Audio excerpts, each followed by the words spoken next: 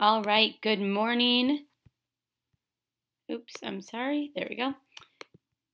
Let me fix that quickly. There we go. Good morning, Kipsters. Today is our last day reading Wonder. And we do have a little bit left, quite a few chapters left of the book. So today what we're going to do is we're going to read as far through the book as we can. And the quiz will only go through the parts of the book that we've read together. The reason why we have to end it today is because on Monday we're starting something new. So we've got to finish the story today. So I'm going to read as far as I can today in our book without stopping because all you're going to be doing today is taking the quiz. So again, you can make this video larger right now, or you can pull up the chapter to follow along with me.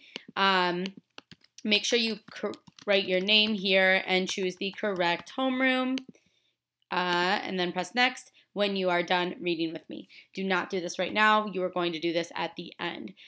So you'll notice there are lots of different questions for you to answer that are part of the quiz. And then down here, you'll notice it says, who's your favorite character and why? And then what would you rate this book?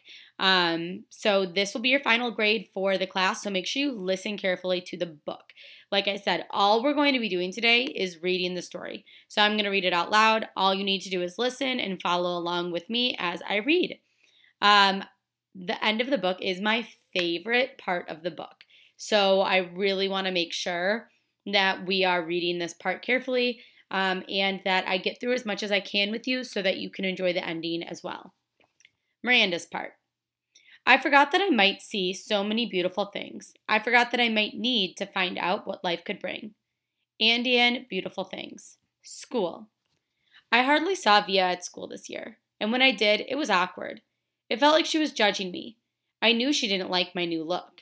I knew she didn't like my group of friends. I didn't much like hers. We never actually argued. We just drifted away. Ella and I badmouthed her to each other. We knew we were being mean, but it was easier to ice her out if we pretended she had done something to us. The truth is, she hadn't changed at all. We had. We'd become these other people, and she was still the same person she'd always been. That annoyed me so much, and I didn't know why. Once in a while, I'd look to see where she was sitting in the lunchroom, or check the elective list to see if what she had signed up for. But except for a few nods in the hallway and an occasional hello, we never really spoke to each other. I noticed Justin about halfway through the school year. I hadn't noticed him at all before then. Other than that, he was this skinny, cutish dude with thick glasses and longish hair who carried a violin everywhere. Then one day I saw him in front of the school with his arm around Via. So Via has a boyfriend, I said to Ella, kind of mocking. I don't know why it surprised me that she'd have a boyfriend. Out of the three of us, she was totally the prettiest. Blue eyes and long, wavy dark hair. But she never acted like she was interested in boys. She acted like she was too smart for that kind of stuff. I had a boyfriend too, a guy named Zach. When I told him I was choosing the theater elective, he shook his head and said, "Careful you don't turn into a drama geek." Not the most sympathetic dude in the world, but very cute. Very high up on the totem pole, a varsity jock. I wasn't planning on taking theater at first. Then I saw Via's name on the sign-up sheet and just wrote my name down on the list. I don't even know why. We managed to avoid one another throughout most of the semester, like we didn't even know each other. Then one day I got to theater class a little early, and Davenport asked me to run off additional copies of the play that he was planning on having us do for the spring production, The Elephant Man. I'd heard about it, but I didn't really know what it was about. So I started skimming through the pages while I was waiting for the Xerox machine. It was about a man who lived more than 100 years ago, named John Merrick, who was terribly deformed. "We can't do this play, Mr. D." I told him when I got back to class, and then I told him why. My little brother has a birth defect and has a deformed face, and this play would hit too close to home. He seemed annoyed and a little unsympathetic. But I kind of said that my parents would have a real issue with the school doing this play. So anyway, he ended up switching to our town. I think I went for the role of Emily Gibbs because I knew Via was going to go for it too. It never occurred to me that I'd beat her for the role. Pause.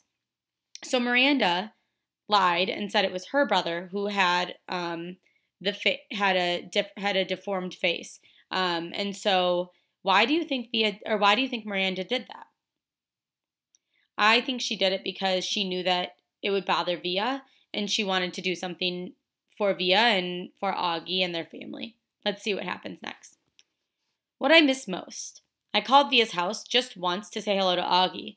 Maybe part of me was hoping Via would answer. I don't know. Hey, Major Tom, I said, using my nickname for him. Miranda! He sounded so happy to hear my voice it actually kind of took me by surprise. I'm going to a regular school now, he told me excitedly. Really? Wow, I said, totally shocked. I guess I never thought he'd go to a regular school.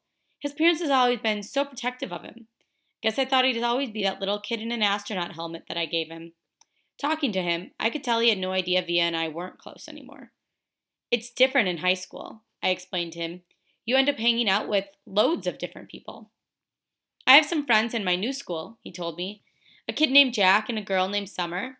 That's awesome, Augie, I said. Well, I was just calling to tell you I miss you and I hope you're having a good year. Feel free to call me whenever you want, okay, Augie? You know I love you always. I love you too, Miranda. Say hi to Via for me. Tell her I miss her. I will. Bye. Bye. Extraordinary, but no one there to see. Neither did my mother nor my father come see the play the opening night. My mother because she had this thing at work, and my dad because his new wife was going to have her baby any second now, and he had to be on call. Zach couldn't come to opening night either. He had a volleyball game against Collegiate that he couldn't miss. In fact, he had wanted me to miss opening night so I could come cheer him on. My friends all went to the game, of course, because all their boyfriends were playing. Even Ella didn't come. Given a choice, she'd choose the crowd. So on opening night, no one that I was remotely close to me was even there. And on opening night, I can honestly say I knew I was going to be more than good. I was going to be great. I was going to be extraordinary. But there would be no one there to see. We were backstage, nervously running through our lines in our heads. I peeked through the curtain at the people taking their seats in the auditorium. That's when I saw Augie walking down the aisle with Isabel and Nate. Augie was wearing a bow tie, looking around excitedly. He had grown up a bit since I had seen him almost a year ago. His hair was shorter, and he was wearing some kind of new hearing aid now. His face hadn't changed a bit. Mr. Davenport, I said, surprising myself as I spoke. I'm sorry, but I can't go on tonight. Davenport turned around slowly. What? He said. I'm sorry. Are you kidding? I muttered, looking down. I don't feel well. I'm sorry. I feel like I'm going to throw up. This was a lie. It's just last-minute jitters. No, I can't do it, I'm telling you. Davenport looked furious. Miranda, this is outrageous. I'm not going on, I said loudly, and tears came to my eyes fairly easily. Fine, he screamed, not looking at me. Then he turned to a kid named David, and who was a set director. Go find Olivia in the lighting booth. Tell her she's filling in for Miranda tonight. What? Said David, who wasn't too swift. Go! Shouted Davenport in his face. Now! The other kids caught on to what was happening and gathered around. What's going on? Said Justin. Last minute change of plans, said Davenport. Miranda doesn't feel well. I feel sick, I said, trying to sound sick. So why are you still here? Davenport said to me angrily. Stop talking. Take off your costume and give it to Olivia, okay? Come on, everybody, let's go, go. I ran backstage to the dressing room as quickly as I could and started peeling off my costume. 2 seconds later, there was a knock at the door, and Via half opened the door. What's going on? She said. Hurry up, put it on, I answered, handing her the dress. You're sick? Yeah, hurry up.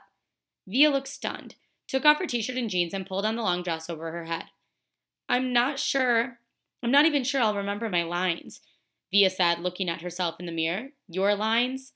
You'll do great, I said. She looked at me in the mirror. Why are you doing this, Miranda? Olivia. It was Davenport, shouting from the door. You're on in 2 minutes. It's now or never. Via followed him out the door, so I never got a chance to answer her question.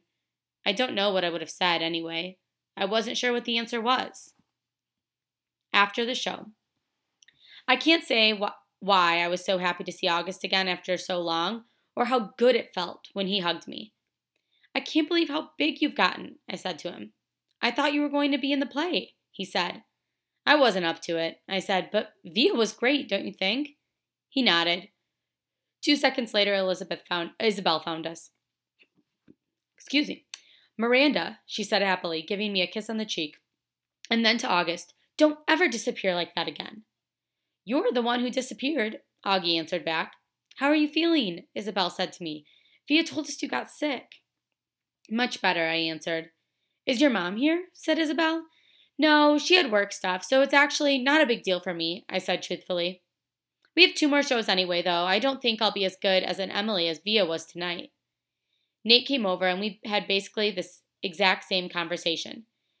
Then Isabel said, Look, we're going to have a late night dinner to celebrate the show.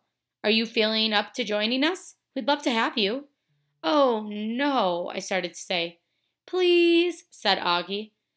I should go home, I said. We insist, said Nate.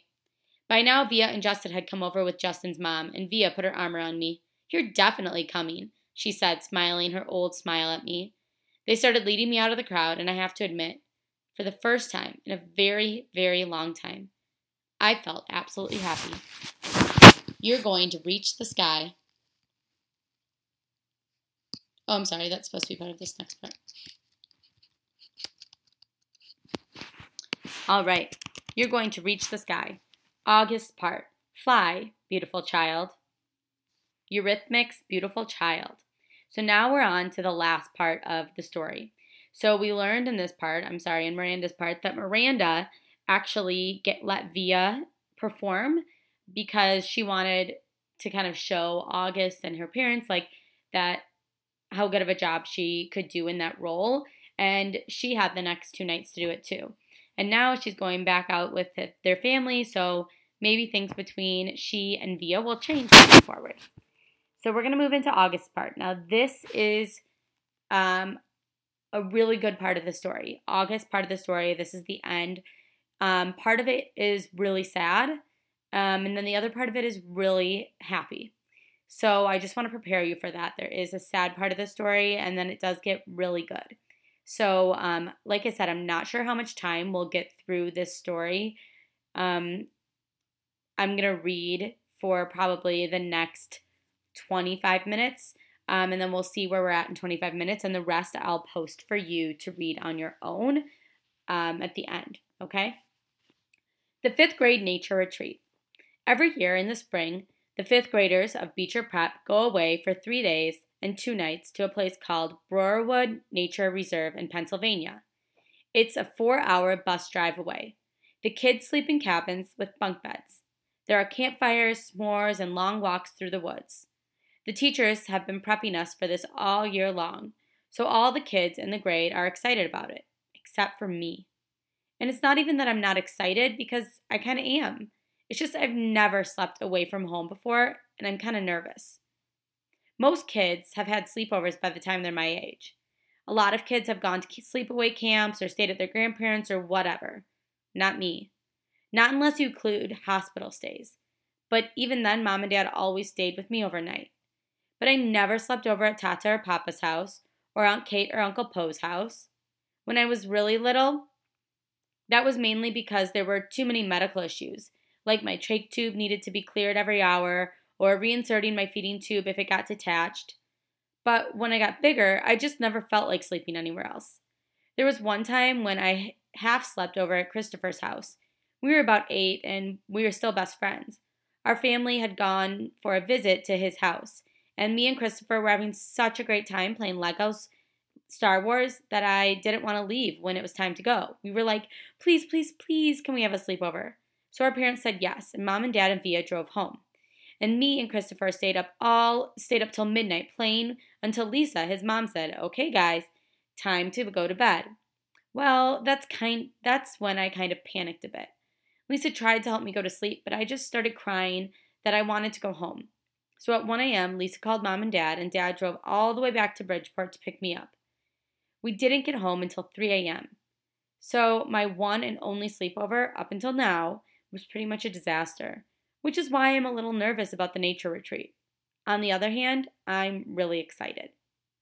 So if you were August, how would you be feeling right now? If you had never been to a sleepover and now you're going to go on one with like a bunch of people from your school, I would be a little nervous too, but let's see what happens. Known for. I asked Mom to buy me a new rolling duffel because the old one had Star Wars stuff on it, and there was no way I was going to take that to the 5th grade nature retreat. As much as I love Star Wars, I don't want that to be what I'm known for. Everyone's known for something in middle school. Like Reed is known for being really into marine life and the oceans and things like that. And Amos is known for being a really good baseball player. My point is that in middle school, you kind of get known for what you're into, and you have to be careful about stuff like that. Like Max G and Max W will never live down their Dungeons and Dragons obsession. So I was actually trying to ease out of the whole Star Wars thing a bit. I mean, it'll always be special to me, like it was with the doctor who put in my hearing aids. It's just not the thing I want to be known for in middle school. I'm not sure what I want to be known for, but it's not that. That's not exactly true. I do know what I'm really known for, but there's nothing I can do about that. Star Wars duffel bag, I could do something about that. Packing. Mom helped me pack the night before the big trip. We put all the clothes I was taking on my bed, and she folded them and everything really neatly and put it inside the bag while I watched. It was a plain blue rolling duffel, by the way, no logos or artwork. What if I can't sleep at night? I asked. Take a book with you. Then, if you can't sleep, you can put on your flashlight and read for a bit until you get sleepy, she answered. I nodded. What if I have a nightmare? Your teachers will be there, sweetie, she said, and Jack, and your friends. I can bring Babu, I said. This was my favorite stuffed animal when I was little, a small little black bear with a soft black nose.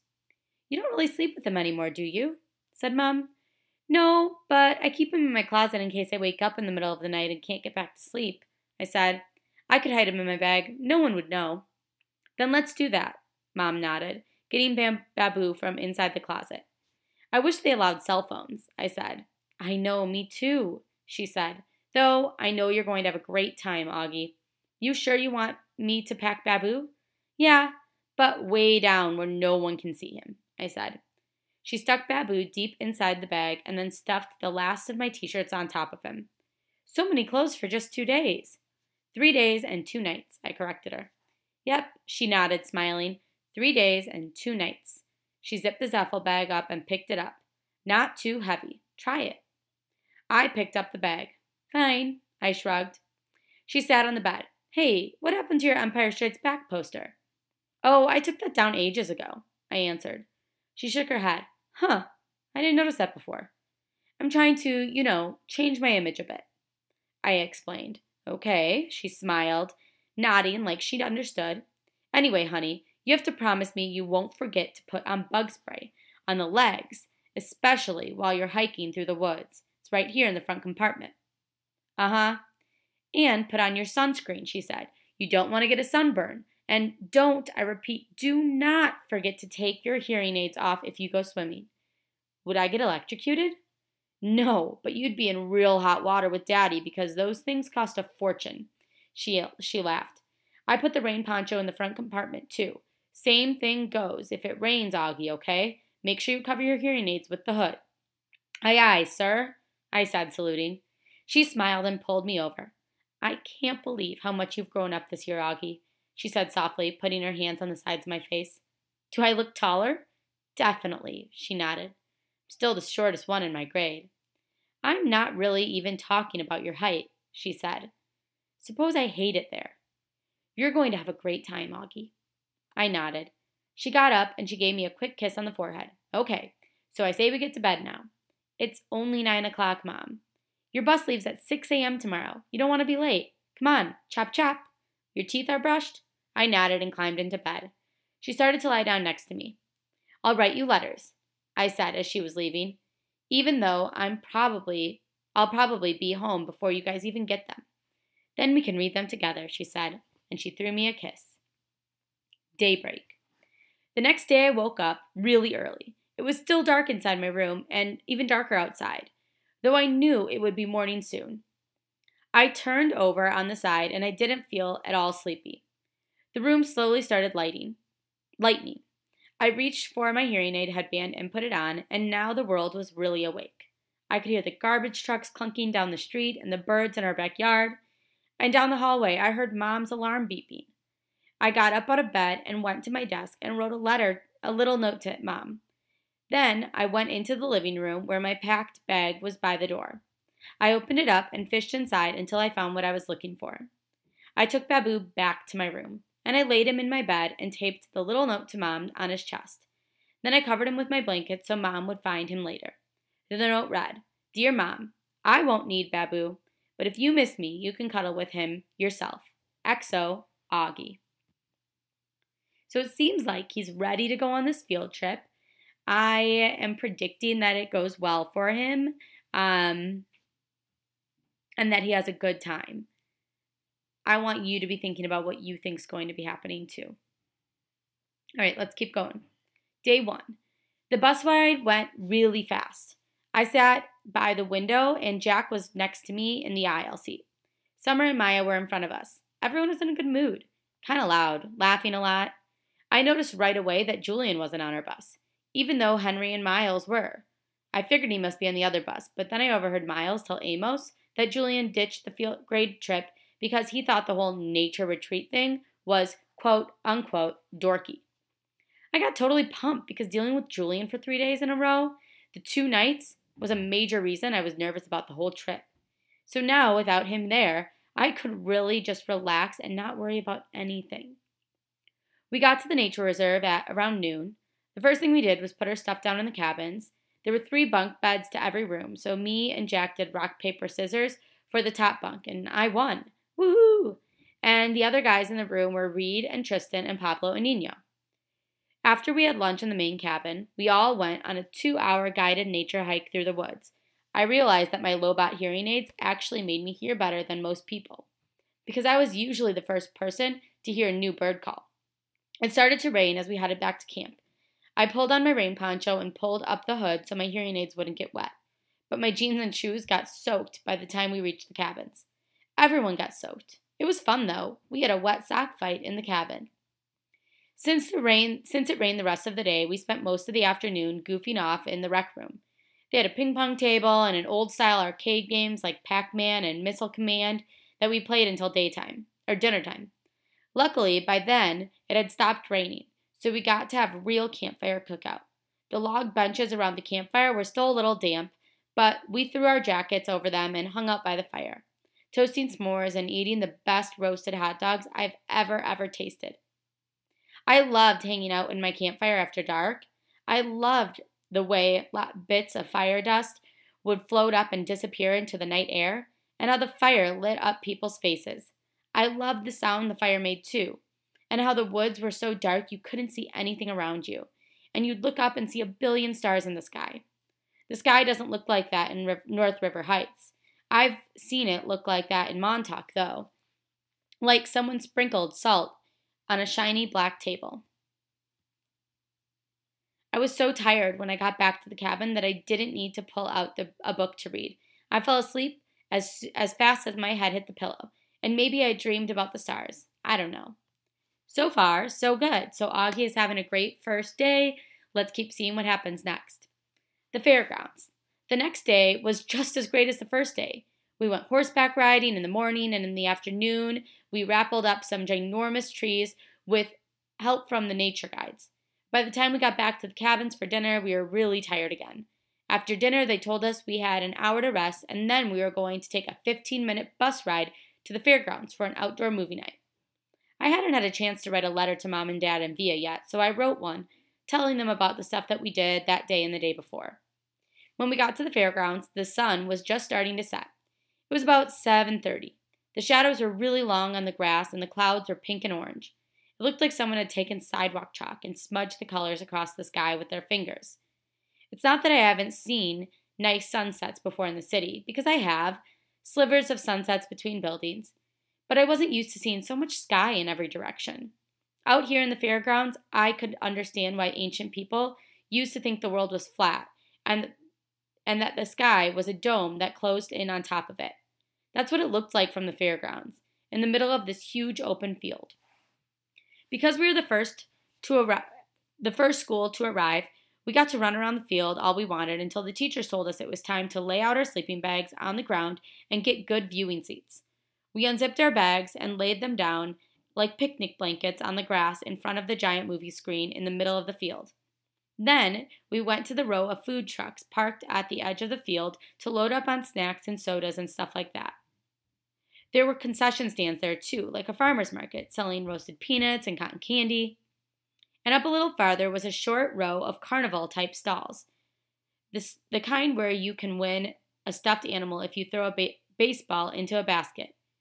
Jack and I both tried and failed to win anything, but we heard Amos won a yellow hippo and gave it to Eczema. That was the big gossip that went around, the jock and the brainiac. From the food trucks, you could see the corn stalks in the back of the movie screen. They covered about a third of the entire field. The rest of the field was completely surrounded by woods. As the sun sank lower into the sky, the tall trees at the entrance of the woods looked dark blue. By the time the other school buses pulled up into the parking lots, we were back in our spots in the sleeping bags, right smack in front of the screen, the best seats in the whole field. Everyone was passing around the snacks and having a great time. Me and Jack and Summer and Reed and Maya played Pictionary. We could hear the sounds of the other schools arriving, the loud laughing and talking of kids coming out of the field of both sides, but we couldn't really see them. Though the sky was light, the sun had gone down completely, and everything on the ground had turned deep purple. The clouds were shadows now. We had trouble even seeing the Pictionary cards in front of us. Just then, without any announcement, the lights at the ends of the field went on at once. They were like big, bright stadium lights. I thought that the scene in Close Encounters, when the alien ship lands and they're playing that music. Da da do da da. Everyone in the field started applauding and cheering like something great had just happened. Be kind to nature.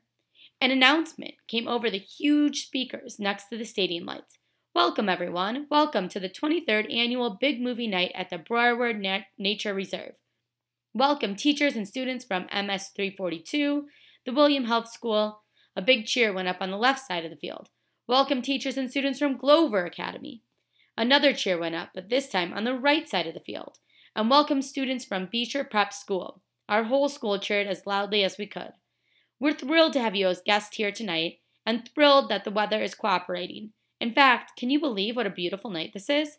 Again, everyone whooped and hollered. As we prepare for the movie, we do ask that you take a few moments to listen to this important announcement. The Broward Nature Reserve, as you know, is dedicated to preserving our natural resources and the environment. We ask that you leave no litter behind. Clean up after yourselves, be kind to nature, and it will be kind to you. We ask that you keep in mind as you walk around the grounds. Do not venture beyond the orange cones at the edges of the fairground. Do not go into the cornfields or the woods.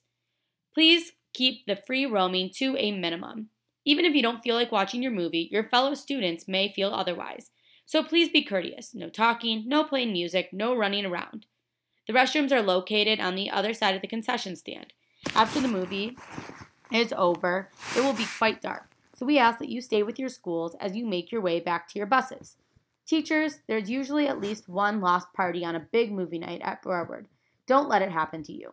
Tonight's movie presentation will be The Sound of Music. I immediately started clapping, even though I'd seen it a few times before because it was Via's favorite movie of all time. But I was so surprised a bunch of other kids, not from Beecher, booed and hissed and laughed.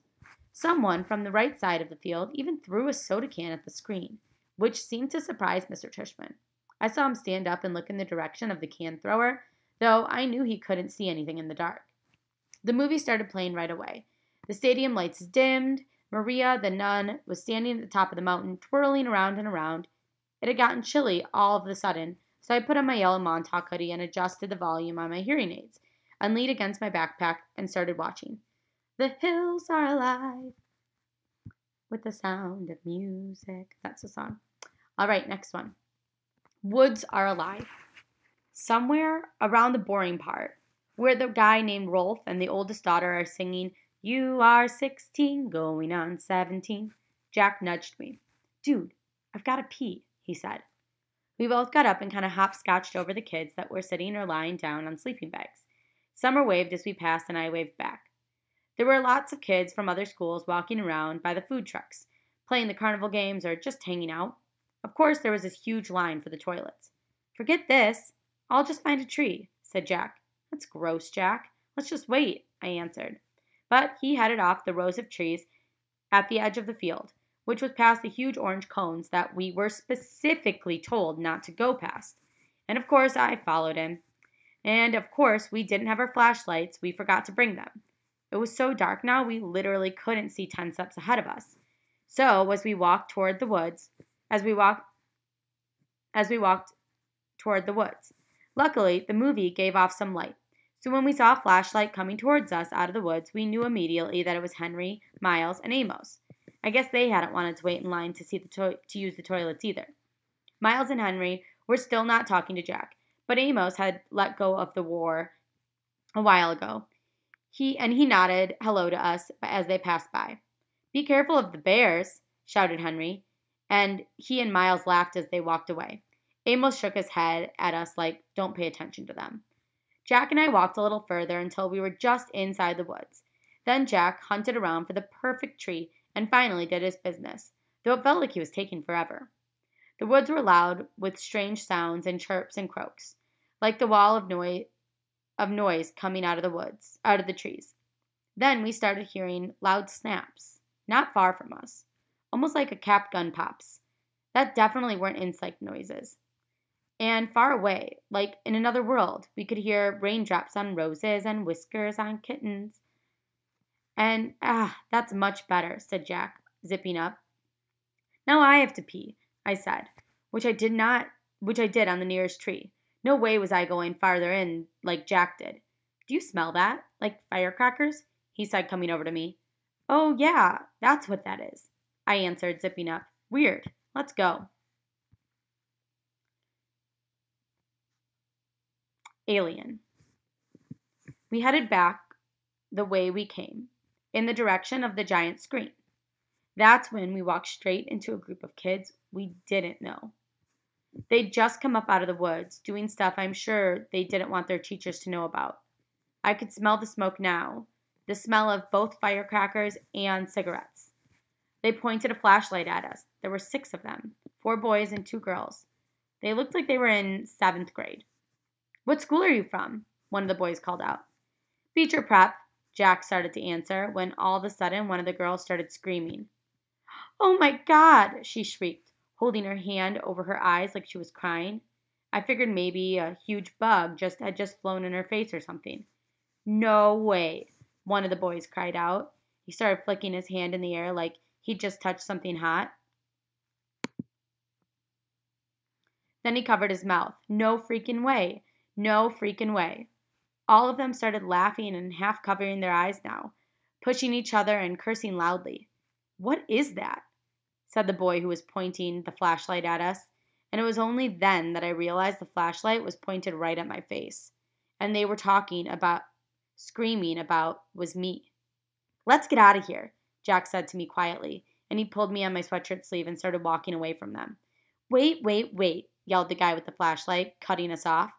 He pointed the flashlight right in my face again, and now he was only about 5 feet away. Oh man, he said, shaking his head, his mouth wide open. What happened to your face? Stop it, Eddie, said one of the girls. I didn't know we were watching Lord of the Rings tonight, he said. Look, guys, it's Gollum. This made his friends hysterical. Again, we tried to walk away from them, and again the kid Eddie cut us off. He was at least a head taller than Jack, who was about a head taller than me, so the guy looked huge to me. No, man, it's an alien, said one of the other kids. No, man, it's an orc, laughed Eddie, pointing the flashlight in my face again. This time he was right in front of us. Leave him alone, okay? Said Jack, pushing the hand holding the flashlight away. Make me, answered Eddie, pointing the flashlight in Jack's face now. What's your problem, dude? Said Jack. Your boyfriend's my problem. Jack, let's just go, I said, pulling him by the arm. Oh man, it talks, screamed Eddie, shining the flashlight in my face again. Then one of the other guys who threw the firecracker at our feet. Jack tried to push past Eddie, but Eddie shoved his hands into Jack's shoulders and pushed him hard, which made Jack fall backward. "Eddie!" screamed one of the girls. "Look," I said, stepping in front of Jack and holding my hands up in the air like a traffic cop. "We're a lot smaller than you guys." "Are you talking to me, Freddy Krueger? I don't think that you want me to mess with you, you ugly freak," said Eddie. And this was the point where I knew I should run away as fast as I could. But Jack was still on the ground and I wasn't about to leave him. "Yo, dude," said a new voice behind us. "What's up, man?" Eddie spun around and pointed his flashlight toward the voice. For a second, I couldn't believe who it was. "Leave them alone, dude," said Amos, with Miles and Henry right behind him. "Says who?" said one of the guys with Eddie. "Just leave them alone, dude," Amos repeated calmly. "Are you a freak too?" said Eddie. "They're all a bunch of freaks," said one of his friends. Amos didn't answer them but looked at us. "Come on, guys, let's go. Mr. Tushman's waiting for us." I knew that was a lie, but it helped. But I helped Jack get up, and we started walking over to Amos. Then, out of the blue, Eddie grabbed my hood as I passed by him, yanking it really hard so I was pulled backward and fell flat on my back. It was a hard fall, and I hurt my elbow pretty bad on a rock. I couldn't see what happened afterwards except that Amos rammed into the Eddie guy like a monster truck, and they both fell to the ground next to me. Everything got really crazy after that. Someone pulled me up by my sleeve and yelled, "Run!" and someone else screamed, "Get him!" at the same time. And for a few seconds, I actually had two people pulling my sleeves of my sweatshirt in opposite directions. I heard them both cursing until my sweatshirt ripped and the first guy yanked me by the arm, and I started pulling me behind him as we ran, which I did as fast as I could. I could hear the footsteps just behind us, chasing us, and the voices shouting and girls screaming. But it was so dark I didn't know whose voices they were, only that everything felt like we were underwater. We were running like crazy, and it was pitch black. And whenever I started to slow down, the guy pulling me by the arm would yell, "Don't stop." So that's the part that I was saying was really sad. So these other kids from another school just were really mean to August. But it was also a really good part of the story because the boys that had been mean to August earlier in the story came and stuck up for him. So let's keep seeing what happens next. Voices in the dark. Finally, after what seemed like forever of running, someone yelled, "I think we lost them." "Amos?" "I'm right here," said Amos's voice a few feet behind us. "We can stop," Miles yelled from farther up. "Jack!" I yelled. "Whoa," said Jack. "I'm here. I can't see a thing." "Are you sure we lost them?" Henry asked, letting go of my arm. That's when I realized he'd been the one who was pulling me as I ran. "Yeah. Shh. Let's listen." We all got super quiet, listening for the footsteps in the dark. All we could hear were the crickets and the frogs, our own crazy panting. We were out of breath, stomachs hurting, bodies bent over our knees. "We lost them," said Henry. "Whoa, that was intense. What happened to the flashlight?" "I dropped it." "How did you guys know?" said Jack. "We saw them before. They looked like jerks." "You just rammed into him," I said to Amos. "I know, right?" laughed Amos. "He didn't even see it coming," said Miles. He was like, "Are you a freak too?" And you were like, "Bam," said Jack. "Bam," said Amos, throwing a fake punch in the air. But after I tackled him, I was like, "Run, Amos, you schmuck. He's 10 times bigger than you." And I got up and started running as fast as I could. We all started laughing. I grabbed Augie and I was like, "Run," said Henry. "I didn't even know it was you pulling me," I answered. "That was wild," said Amos, shaking his head. "Totally wild." "Your lip's bleeding, dude." "I got in a couple of good punches," answered Amos, wiping his lip. I think they were 7th graders. They were huge. "Losers," Henry shouted really loudly, but we all shushed him. We listened for a few seconds to make sure no one had heard him. "Where the heck are we?" asked Amos. "I can't even see the screen." "I think we're in the cornfields," answered Henry. "Duh, we're in the cornfields," said Miles, pushing a cornstalk at Henry. "Okay, I know exactly where we are," said Amos. "We have to go back in this direction. That'll take us to the other side of the field." "Yo, dudes," said Jack's hand high in the air. "That was really cool of you guys to come back for us. Really cool. Thanks." "No problem," answered Amos, high-fiving Jack. And then Miles and Henry high-fived him too. "Yeah, Dudes, thanks, I said, holding up my palm, like Jack just had, though I wasn't sure if they'd high-fived me too. Amos looked at me and nodded. It was cool how you stood your ground, little dude, he said, high-fiving me. Yeah, Augie, said Miles, high-fiving me too. You were like, we're littler than you guys. I didn't know what else to say. I laughed. Very cool, said Henry, and he high-fived me too. Sorry I ripped your sweatshirt. I looked down and my sweatshirt was completely torn down the middle. One sleeve was ripped off and the other was stretched out so it was hanging down to my knees. Hey, your elbow's bleeding, said Jack. Yeah, I shrugged. It was starting to hurt a lot. You okay? Said Jack, seeing my face. I nodded. Suddenly I felt like crying, and I was trying really hard not to do that. Wait, your hearing aids are gone, said Jack. What? I yelled, touching my ears. The hearing aid band was definitely gone. That's why I felt like I was underwater. Oh no, I said, and that's when I couldn't hold it in anymore. Everything that had just happened kind of hit me, and I couldn't help it. I started to cry, like big crying, what Mom would call the waterworks. I was so embarrassed. I hid my face in my arm, but I couldn't stop the tears from coming. The guys were really nice to me, though. They patted me on the back. You're okay, dude. It's okay, they said. You're one brave little dude, you know that? Said Amos, putting his arm around my shoulders. And when I kept crying, he put both of his arms around me like my dad would have done and let me cry. The Emperor's Guard. We backtracked through the grass for a good 10 minutes to see if we could find my hearing aids. But it was all too dark to see anything. We literally had to hold on to each other's shirts and walk in a single file so we wouldn't trip over one another. It was like black ink had been poured all around. This is hopeless, said Henry. They could be anywhere. Maybe we can come back with a flashlight, answered Amos. No, it's okay, I said. Let's just go back. Thanks, though. We walked back toward the cornfields and then cut through them until the back of the giant screen came into view. Since it was facing away from us, we didn't get any light from the screen at all until we walked around the edge of the woods again. That's where we finally started seeing a little light.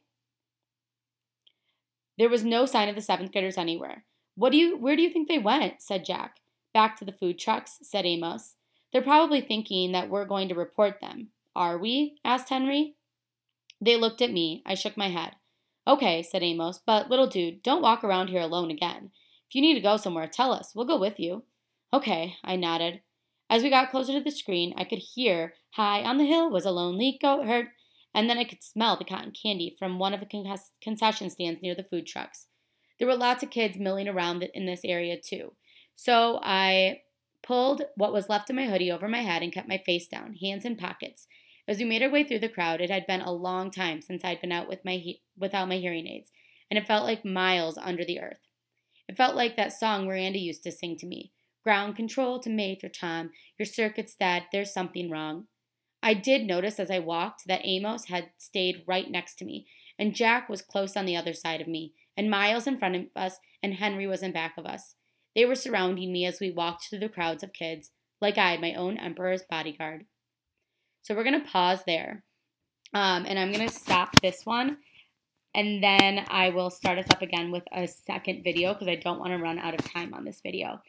But that's about halfway through the book, so we have about another half left to get to the ending. So I will try to read all the way through the ending for you because I just love the end of this story. But so far, we've kind of gone to that sad part, but it was also happy because so many people changed throughout the story and were able to help him and be his friend.